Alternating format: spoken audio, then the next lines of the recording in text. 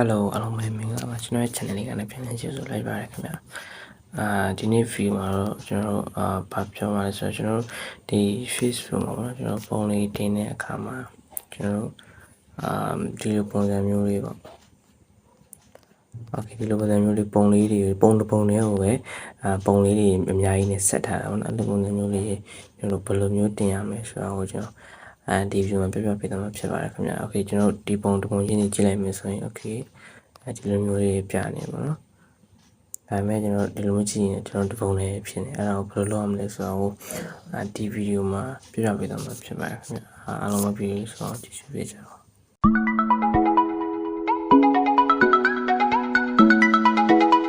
Okay အခုကျွန်တော်ပထမဆုံးအနေနဲ့ကျွန်တော်ဒါ Play Store နဲ့ application တွေတခု download လုပ်ပါခင်ဗျာကျွန်တော် Play Store ဝင်နိုင်မယ်Okay ပြီးရင်ကျွန်တော်ဒီမှာကျွန်တော်ခုနကဒီ application တွေပေါ့နော် Okay ဒီမှာဒါလေးပေါ့နော်ဒီ application တွေကိုOkay ဒီ application လေးကိုကျွန်တော်တို့အရင်ဆုံးတောင်းဖို့လိုပါမယ် Okay ဒီမှာကျွန်တော်တို့တောင်းပြီးသားဆိုတော့ကျွန်တော်တက်ထွက်လိုက်မယ်နော်ကျွန်တော်ဒီ application လေးကိုကျွန်တော် description မှာ link ချပေးထားပါမယ်ပြီးတော့ comment ရဲ့comment မှာလည်း pin comment လေးနဲ့ထားပေးထားပါမယ်ခင်ဗျာ Okay ပြီးကျွန်တော်ပြန်ထွက်လိုက်မယ်ဆက်ပြီးကျွန်တော်တို့လုပ် Okay အရင်တော့ကျွန်တော်တို့ software ကိုဝင်လိုက်မယ်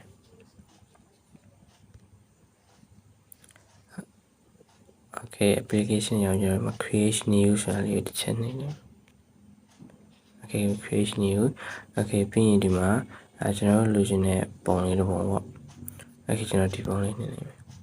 Okay ဒီမှာဒီညရောက်ပြီဆိုရင်ကျွန်တော်ဒီမှာအောက်မှာကျွန်တော်ပုံစံမျိုးမျိုးနဲ့ပြောင်းလို့ရပါတယ်ကျွန်တော်ပြောင်းရင်လည်းပုံစံမျိုးမျိုးနဲ့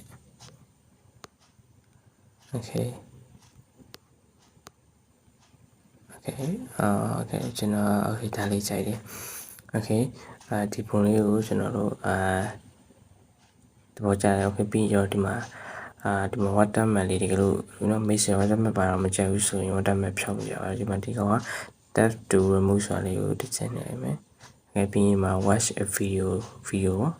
တို့ကြည့်ရမယ်ပေါ့ Okay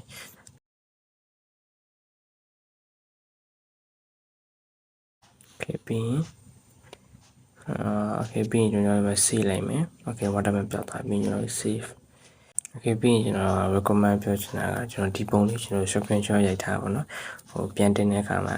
အစီအစဉ်ကြောင့် Okay ကျွန်တော် record တစ်ချက်ရိုက်လိုက် Okay ပြီးလို့ရှိရင်ကျွန်တော် home နဲ့ပြန်ထွက်လိုက်မယ်ပြီးရင်ကျွန်တော် home နဲ့ပြန်လိုက်မယ်ပြီးရင်ကျွန်တော် Facebook ကိုသွားမယ်ပြီးရင်Facebook ကိုဝင်မယ် Okay ပြီးရင်ခုနကဒီမှာ Okay ဒီရဲ့ဝင်လိုက်မယ်ပြီးရင်မှာ tap to photo ပြီးလို့ရှိရင်ဒီမှာခုနကကျွန်တော်တို့ပုံလေးတွေကိုပြန်ပြီးတော့စီကြည့်မယ် Okay တစ်ခဏလေး Okay ပြန်ကြည့်မယ် Okay တစ်ဒါရ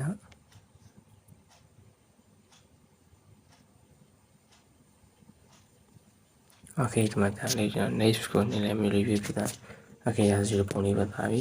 အဲဒါဆိုရင်ကျွန်တော်ဒီမှာကျွန်တော်ရေးစင်းတဲ့တစ်ခုရေးပေါ့ Okay ရေးပြီးလို့ရှိရင်ကျွန်တော်ပုံမှန် Facebook မှာ post တင်နေကြ post စာလေးကိုနှိပ်လိုက်မယ်အဲဆိုရင် Okay ခဏဒါကလည်းကျွန်တော်အစမ်းတင်ထားတာပေါ့